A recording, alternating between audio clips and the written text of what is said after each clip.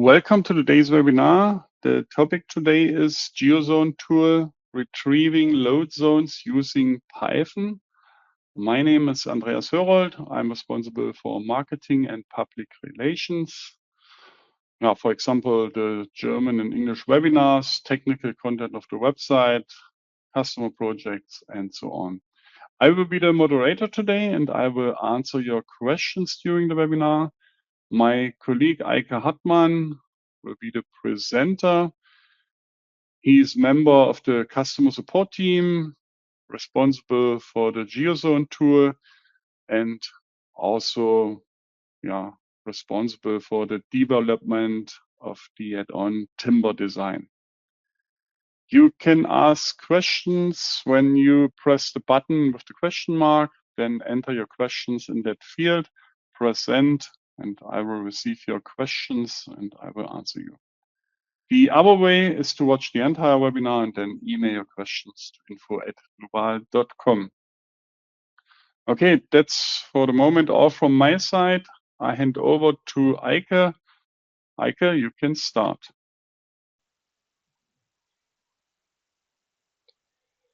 Thank you, Andreas, and also a warm welcome from my side.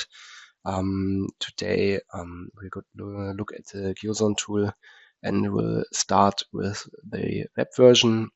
Afterwards, we will look at the documentation and the installation of the Dlubal API, and I'm going to do some examples and show you how the answers are structured. We'll start with the load values, getting standards, then exporting a PDF, and in the end I will show a more complex example. This is for you to see what might be done with the Geo-Zone tool API in combination with the AFAM API. Let's start with the website. Here you see the main website, and also there's directly a banner that is showing us that we have a new design of the Geo-Zone tool. If we are going under solutions and online services, we can jump right into it. Here we have the Geo-Zone tool. You see on the top left corner, there are the different loads. Right now we are in snow loads and have the standard, the European standard selected for the United Kingdom. I will just jump to Germany for my example because I'm from here and I know these maps best, and we'll show you the rest. On the right side you can see how many clicks I have left. For now I have 1500, so this will be enough for us to show this. On the left side we can see enter location. There you can search for a location directly or just enter the coordinates, and below we have the geo coordinates listed with the street, city, and latitude and longitude. For the billing, I can say every time you search for an address, you will get charged for 1 click. But if you select the standard or the loading at the start, this will not charge a click. Here you can see I have 1522. If I switch from Germany to Estonia, this will stay the same. I go back to Germany. If I click into the map and go to Bremen, this has lowered and I see different values. This is the same for the export. I'm just coming through. For the load of the snow load, we can here see our zone for Germany and the characteristic value of the snow load. On our screen we can see the map, and also on the top here the legend of this map. On the left bottom side, we also see different functions we can use. There's the screenshot function. We can save the data as an XLS file and also print out the data as a PDF. This print and also the other functions also cost 1 click.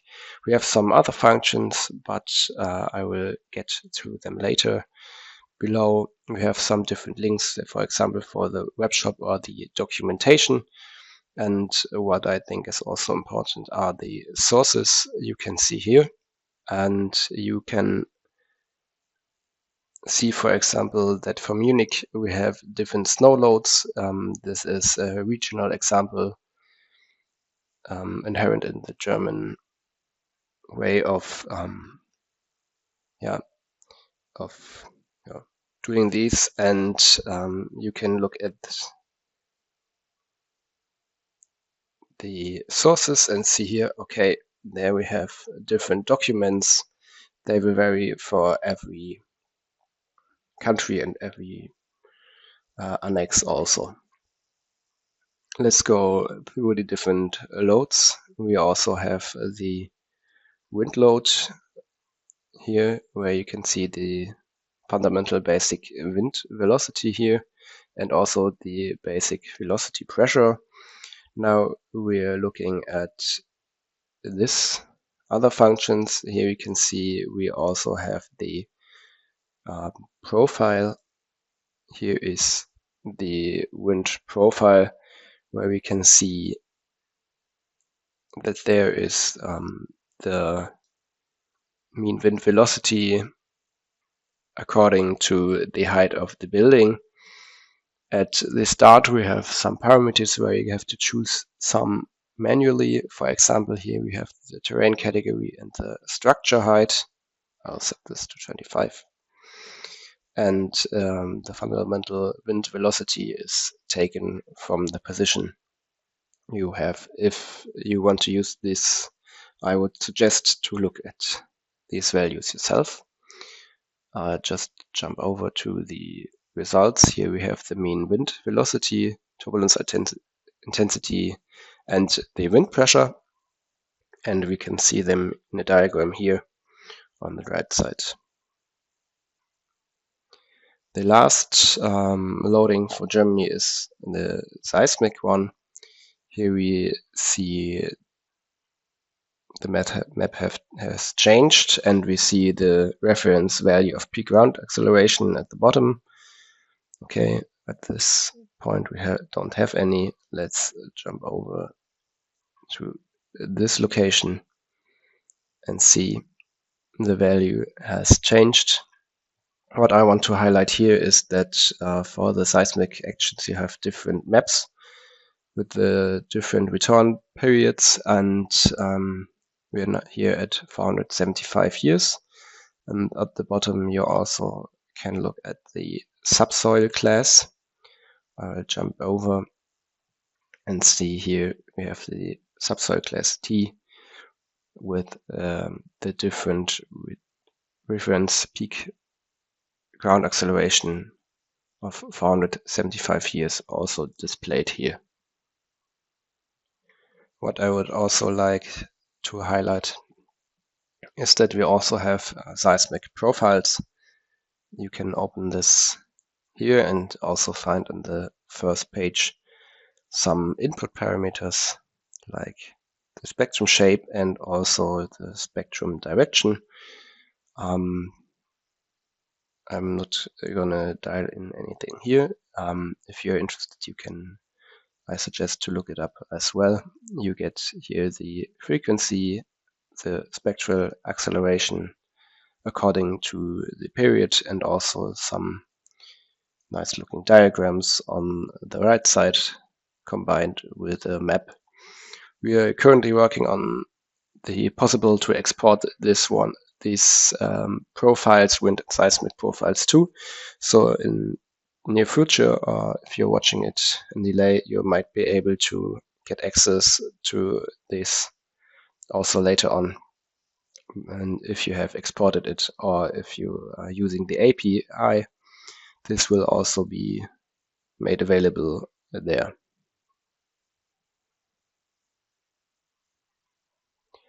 What I want to show you next is when you go on your account in the extranet and look under Geo-Zone tool, you will find every click you have done, or every activity you are doing listed for yourself, also for the company, and will find the consumed clicks and the available clicks here under billing, and also whether this service is active or you have a subscription like I have.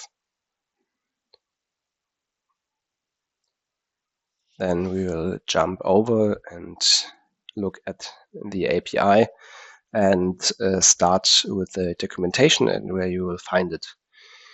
First, I'm going back to the homepage and look at our products. There we have the Dlubal API and the API documentation. I will jump right into it and go on explore the API. Here you can see in the section navigation, there is the Geo-Zone tool listed, and also here down here, because today we just want to look at the Geo-Zone tool, I'm gonna jump into this part.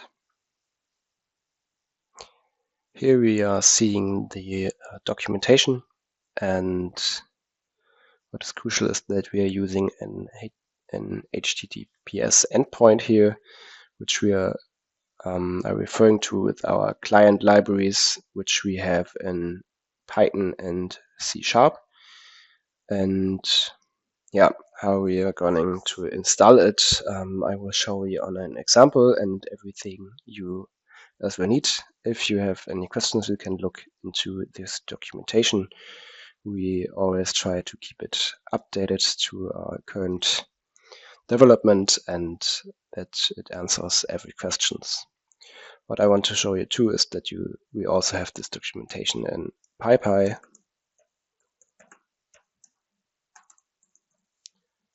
Let's look. Here we have the Geo-Zone tool. Here you can also see the history and the current version. This is obviously for Python. We have the same in NuGet, and I'll look it up here as well. We have also the Geo-Zone tool and have the documentation for C#. One thing I also want to highlight is that we have a status page where you can access whether our service is online or whether there has been maybe an outage before. This is a new development where you can make sure whether our server is running, or maybe if you have another problem in your code, or maybe on your server.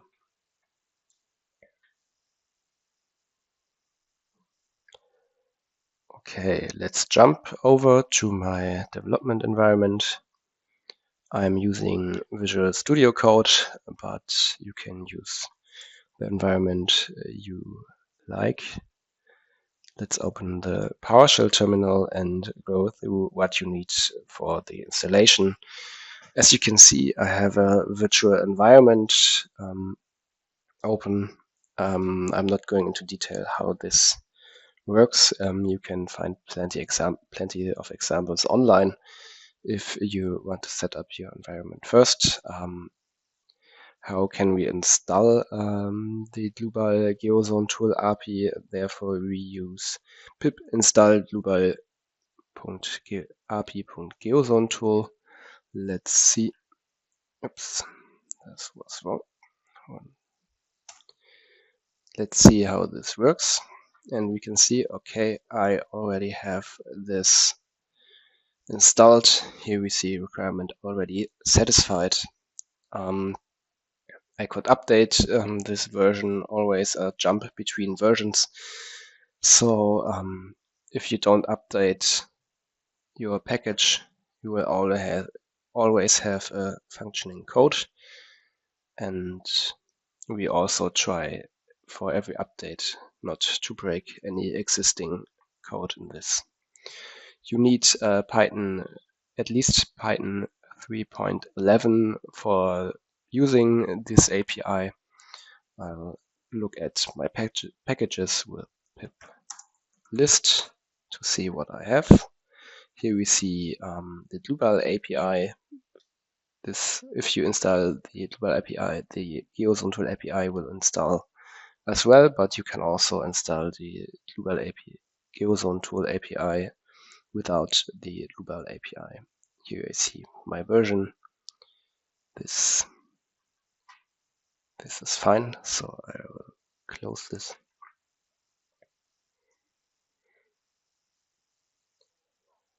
And we'll start with my first example.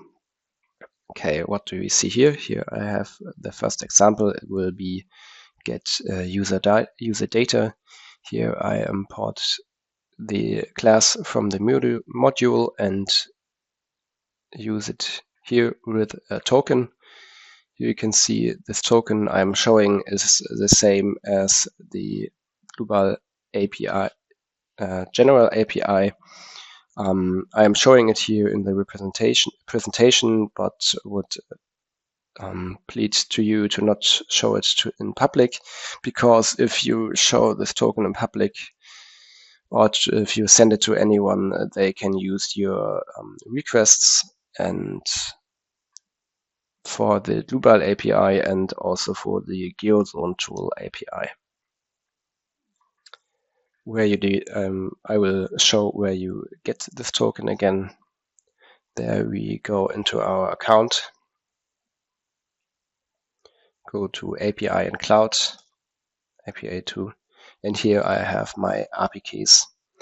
If I go on modifying this, I will see the complete API key and can use it in my development. Let's jump back.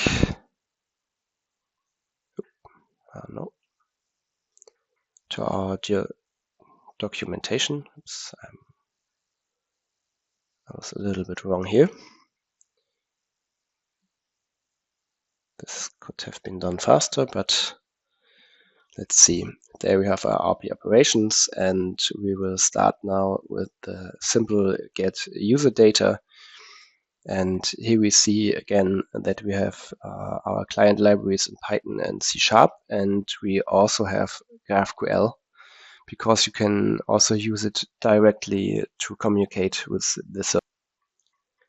Therefore, I would like to show you a small diagram to visualize how this is working. Here we are working now with our client library in Python, and this is using a function call in graph and wraps it in a GraphQL query where you have it as a JSON post text, and we'll send it to our HTTPS endpoint, which I showed before. This is our server communication, and therefore we need authentication with the token for most of our requests. And now then we get from the server a response in a text format, in the JSON text format, and this will be translated as, or will be given out from our client library as a data class object, where we have a key and the value, and can use it directly in a preformed structure that we are using for every data class object we are giving out. Before I am going to continue, I want to highlight that the requests for the Geo-Zone tool API are not the same as the Dlubal API. This is a different billing system. You can buy the request in the shop, or you have 3 free requests every 72 hours you can use. So let's jump back to our development environment and look at our first request. We have our method get user data, which we save as variable user, and print in this variable the remaining clicks we have. As a result, we can look at our email clicks.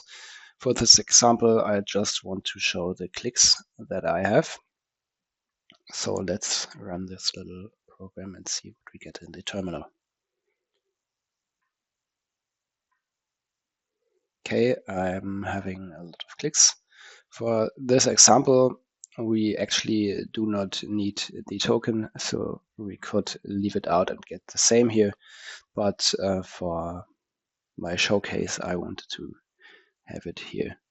Let's jump to our first real example and how to get results from the Dlubal API. For these results, we take the get load zone characteristics method, and we'll start here again with our token, save it as variable. For this method, we need necessarily the address or the load zone type. I have a wind typed in here. And as the address, I have coordinates. This is the coordinates am Zellweg 2. This is the headquarter in Germany from Dlubal. We could also type in the text here and take this as an address, so both is possible here. We also have optional parameters. I'm currently not using them, so I have them as a comment, but here we could use a specific layer. If I don't specifically want to get a layer, I get the active layer and the first answer of this active layer. For wind, this is probably everything we want to know, except if you want to maybe look at an outdated norm or see what else we have here. But for the seismic actions, it might be possible to, might be necessary to get other return periods or maybe directly get the soil class. For this example, I'm going to run this and will print first the result code and then the type of results. Let's see what we get. Okay, the result code here is saying, okay, so the answer worked. There we would get an error if it doesn't. And for here we get the class and see, this is characteristics response MIA type class. To explain further how the answers are going to be structured, I will show a PowerPoint, but before, let's see the full string we get from the server. Okay, here's the class, and there we get the complete answer. We will see that it is layered, and let's look at the different layers of this structure. So the first response is the class I just showed you. Here we have the code and the message, and inside we also have the geolocation. This is on different list with other values. Here we have all these, the city, the street, and the zip code, and also the coordinates. In another structure, we get the standard and the annex in a different layer. This is kind of one layered branch, and here we get another one where we have the standard and the annex and the load zone ID. One further below, we have one branch with the zone and the characteristics. The zone might be the wind zone number 2 and an ID for it. And in the characteristics, we have probably what we mostly seek, the value and a name and also the corresponding units. This structure is a JSON text structure. Here we see an example. I will show this in my development environment again, but here we see the different layers. Let's jump back to my environment and I will show you the layers there.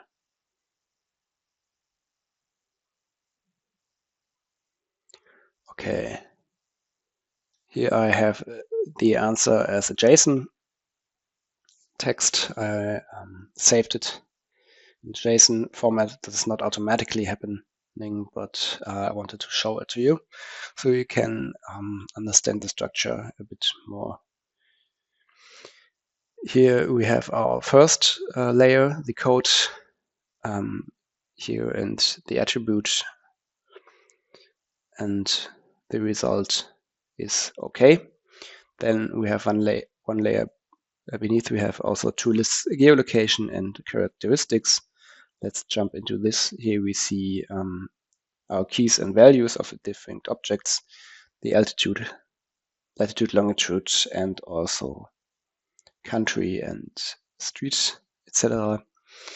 And let's close this again and look at the characteristics, where we'll see the layers I just showed you in my graphic. Here we have the standard, the annex, and then under zone characteristics we see the ID, and there we have our zone. This is the zone number 2, and we see our characteristic values. This is the snow value, but it will be the same structure for every answer. So if we would have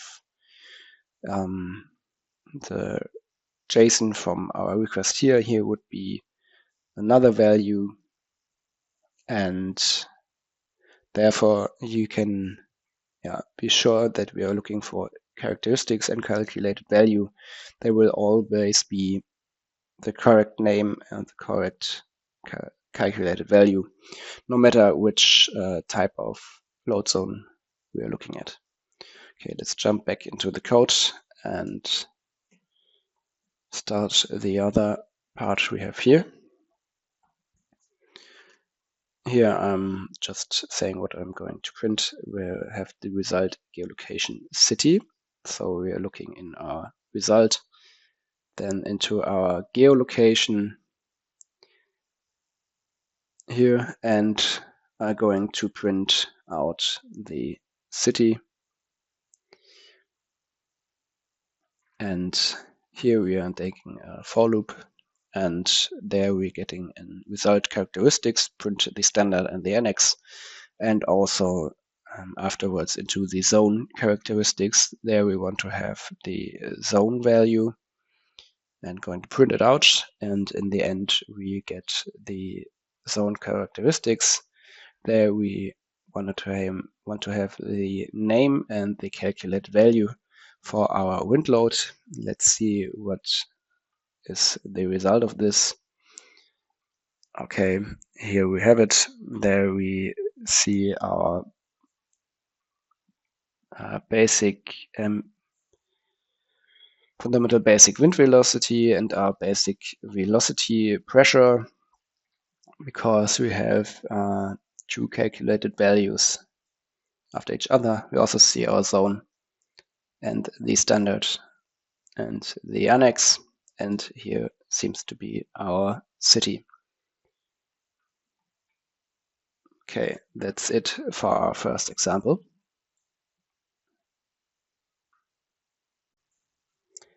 But before I want to continue, I just want to show you that the same code for the seismic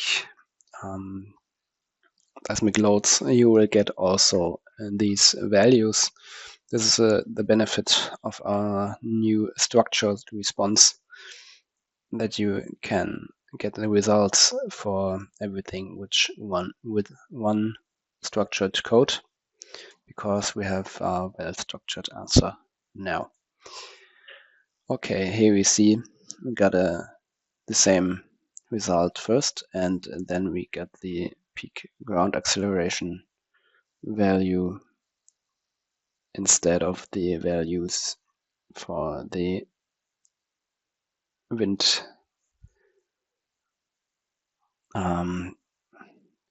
wind loads. Okay, so that shall be it for this part. And now one addition also to our results is that when you want to get results for the ASCE 722, the American standard, specifically only for the seismic design, we have to use a different method because we could not get the data into our database. So we use, or you have to use a workaround here. There we get use the API from the hazard tool.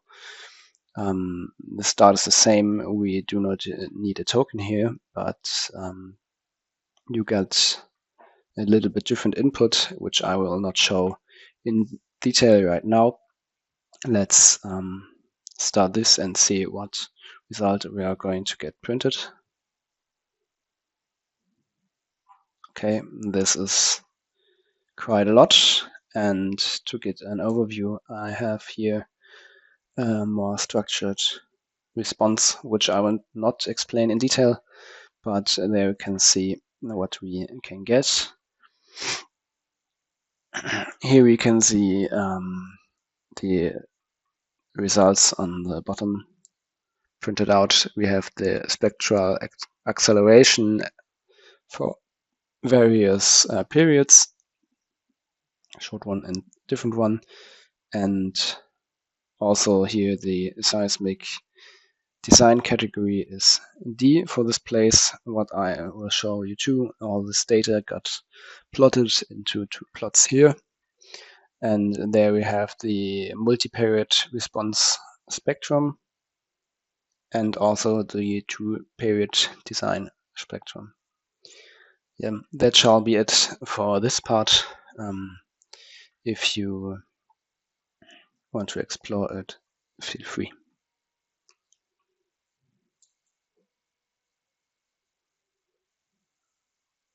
So now finally we will continue to our second example, and this is the find location. The find location does exactly what you might think. You will, with this method, get the results for the city, and also the coordinates will be displayed. Let's see this. I am not going into detail. Here we can see we also don't need a token here. So here we have Dlubal Software GmbH 2 am Zellweg. This is our location. What I wanted to highlight here is that you might get more than one result. This is because when you're not quite specific, or there might be two results, you will get them and can evaluate which one you want to take, or you just take the first one. This is why I wanted to highlight this here again.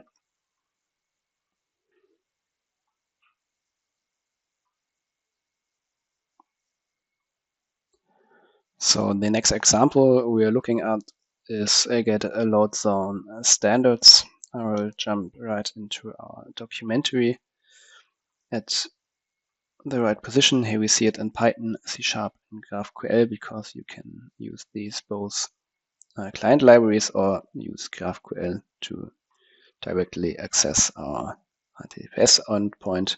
What we see also in here is that we have input parameters and see, okay, our country code is required. We do not need a language, but we might use one if we want to. Now let's jump back into our environment.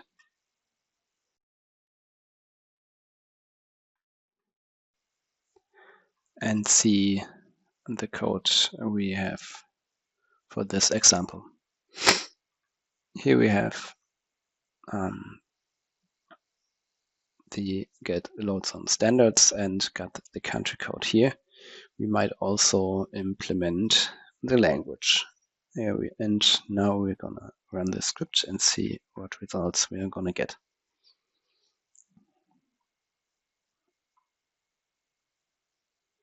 Okay, here we have again our class This is the load zone standards response type in this example, and here we have the full response string.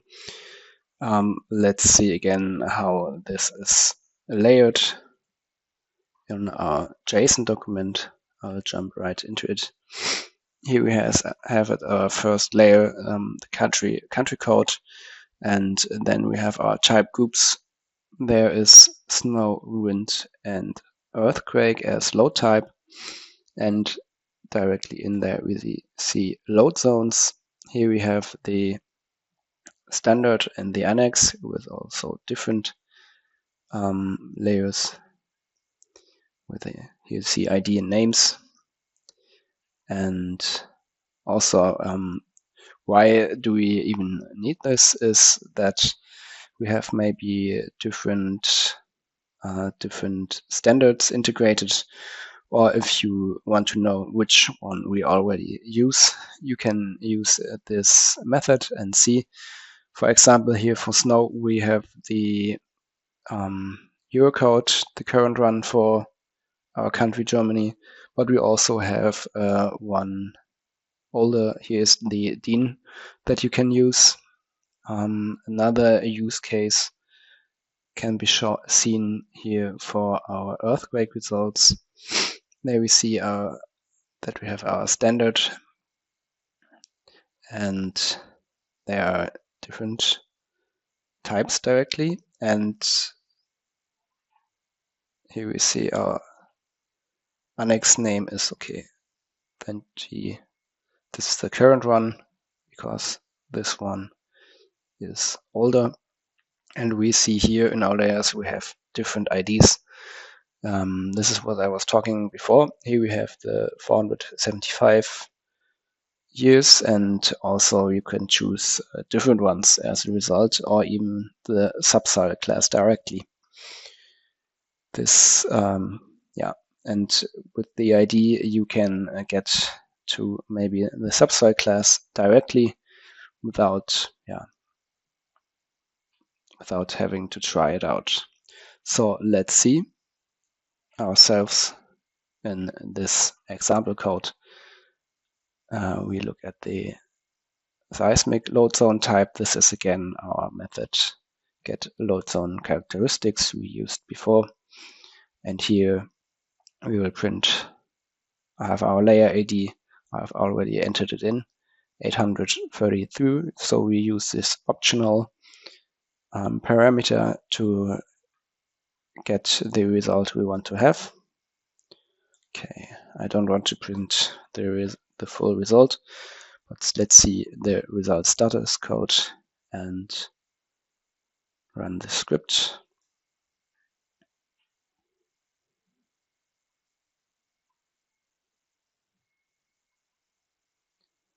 All right, so we have here our zone. This is the subsoil class. Here is R, and the peak ground acceleration of 475 years here is also listed. This is what we would like to have for this result.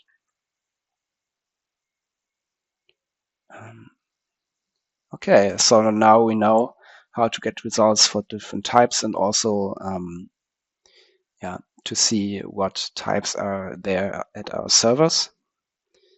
And now we get to the next example we have, and this is how to get a PDF with your results into your code, and also how to you can download the PDF. Therefore, we get to the example get PDF. Here we see again we have our token, and this one requires the token again, and then we print in our method PDF result is get load zone PDF result, and have these different parameters. They are in this type. You have to use these parameters, but we might restructure this so you can get the active layer without having to type it in and having to make some optional parameters. Now we will print the result name and also the 41st letters. And we can see here, okay, now we got the first letters sliced, but for me, I can't read it. This is because it's a base 64 binary to text encoded. I have another example here where I encoded this, and so we can see the example when I run the script. What I also wanted to highlight is that we have different steps integrated and can see, so for every step, okay, this was quite fast, so we didn't have much time to see the different states it went through. And then we get our PDF that is the same one we might get from the website.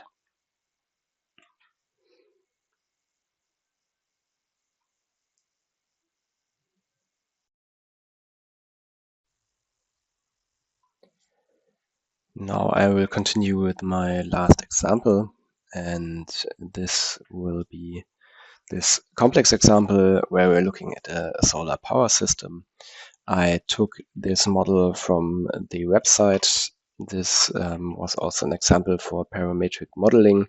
I'm not combining this now with the parametric modeling, but if we think it through, we could use the parametric modeling in combination with our Geo-Zone tool API to have the results for this solar power system for every place we want to design and get the loads accordingly. Herefore, I'm looking only at the loads, the wind pressure. I'm leaving out the forces you have to put on here for this example mostly. This shall be just one example on how this could be done. Let's jump into it. Here I have my Python file. This is photovoltaic, and import the Dlubal FM6 API. And here I want to write down some steps. And the first thing we see are the input parameters. Here I have my Geo-Zone tool token, the address for the loads, and the height of the module, and the angle and the terrain category. Also, we have here this blockage ratio, what is needed here in the national annex for Germany. Let's look what we have in FM6. Here we have this system modeled. Here we have a surface where we put our loads on. This is just for the example. You could put this on any structure you want. And we already have the dead load. Okay, let's jump back in. We have here our first step where we compute the wind values. We import it here from another module, and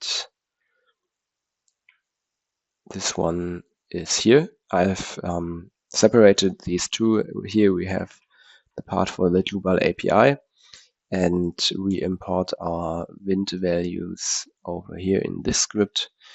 We're looking at wind loads for freestanding roofs according to the DIN N 1991-14.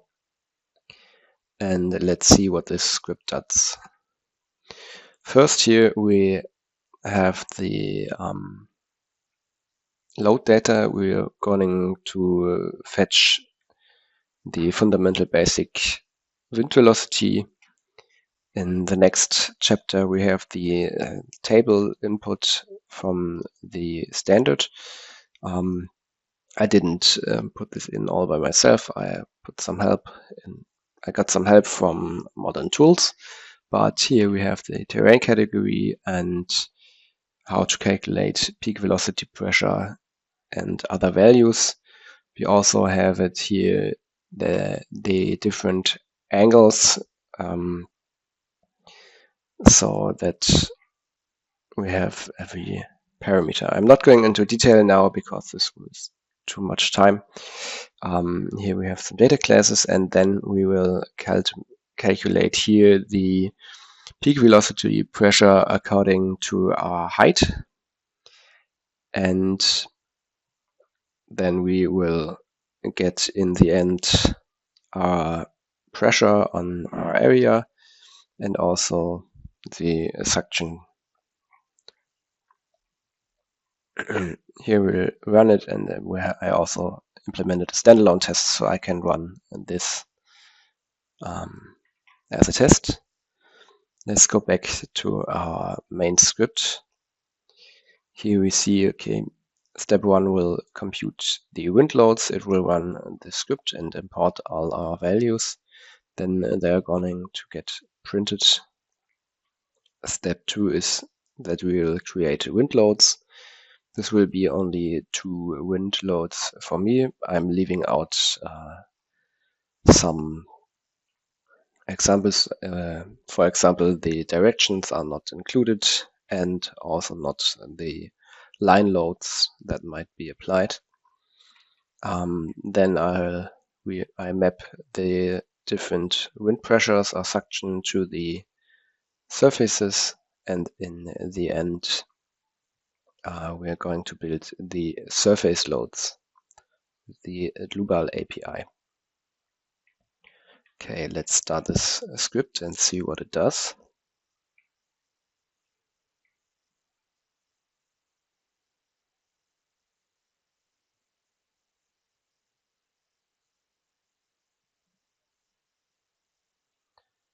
Okay, we have computed wind values, and there we have our results and also some input parameters. Then we have here the pressure for every area and also the suction, and then some load cases created and the pressure and suction on these surfaces. Let's jump back into AFM 6. Here we should see now these new load cases, and there we are. We have these loads from our location implemented into AFM 6. In the end, when I would think it through and I might want to sell this module, I might do the full wind loads and implement them. I could also calculate it and automatically get the results and look at them. And yeah, you can use it in AFM 6 or use it without AFM 6, but this example was to show how you might combine these two APIs. So this is the end of my examples for today. Thank you all for listening. We're happy to have this new API with this new structure and also the web version.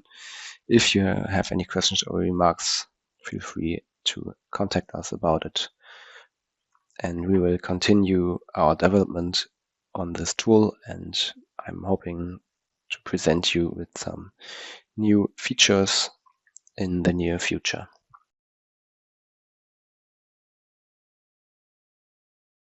Thank you, Eike, for your presentation. At the end of the webinar, I have additional hints for you. For example, to our online courses, there's the AFM 6 course. It's a course for beginners. Then the Eurocode 2 course for the concrete design with AFM 6. The Eurocode 3 course for the steel design. The Eurocode 5 course for the timber design. The Eurocode 8 course for the earthquake design.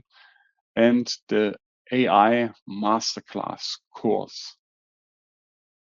You can get an Eurocode course or the AFM 6 course for free when you submit your customer project and when we publish it. The courses are valued at 199 to 399 euros. You can submit your project when you click at the link here or scan the QR code. Yeah, and you can upload the files on a form. Also a hint to our free online services. where's the Dlubal community, for example. You can ask questions there, and our support team or other users will answer you. You can, for example, download 3D models as a template for your project. You can download the free 90-day trial versions of RFM6, RSTARP 9, RWind3, and RSection. You can find more information on our website, dlubal.com. For example, the recorded webinars, knowledge base articles, for example. And you can ask our AI assistant, Mia, 24/7. Okay, that should be also all from my side. I thank you for your attention. Thanks again to Eike for your presentation. I hope we meet each other in a future webinar. See you then. Bye-bye.